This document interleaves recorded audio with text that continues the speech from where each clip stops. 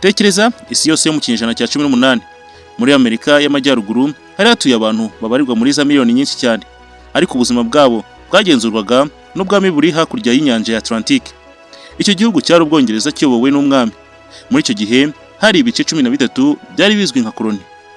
Ibyo bice ni Massachusetts, New Hampshire, Rhode Island, Connecticut, New York, New Jersey, Pennsylvania, Delaware, Maryland, Virginia, North Carolina, South Carolina ndetse na Georgia.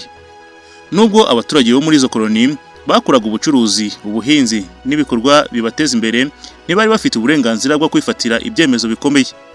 Amategeko menshi yakorerwaga i Londres, kandi abaturage basabwaga gutanga imisoro myinshi ku Bwongereza.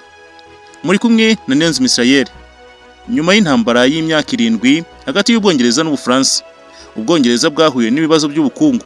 Kugira ngo bubone amafaranga, bwongereye imisoro ku baturage bo muri koloni.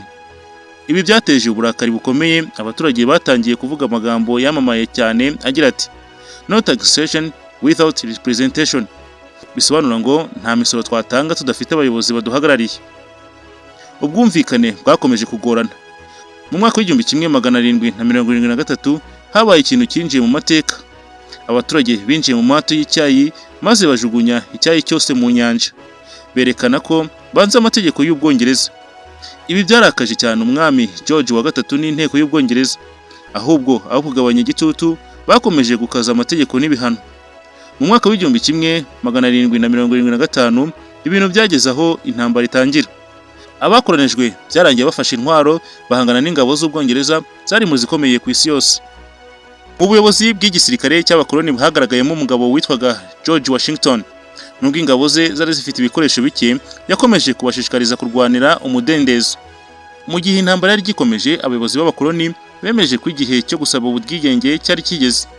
Ku itariki ya 4 Nyakanga 1776 hasohotse inyandiko ikomeye cyane. Iyi nyandiko yanditswe cyane hamwe n'abandi bayobozi.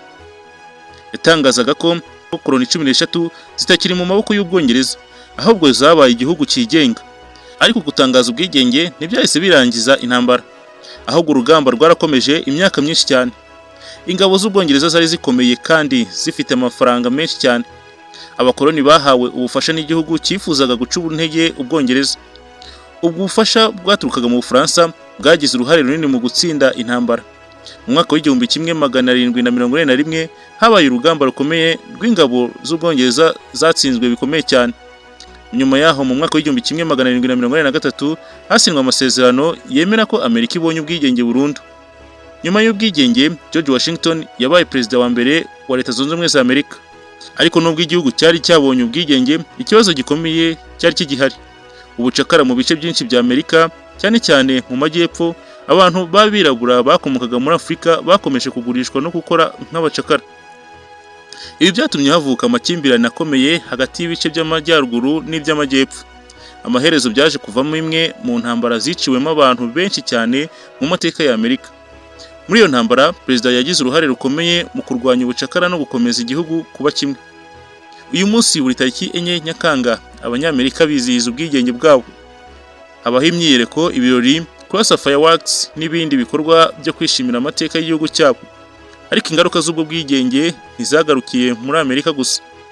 Bwabaye urugero ku bindi bihugu byinshi byifuzaga kwigobotora ubukoloni.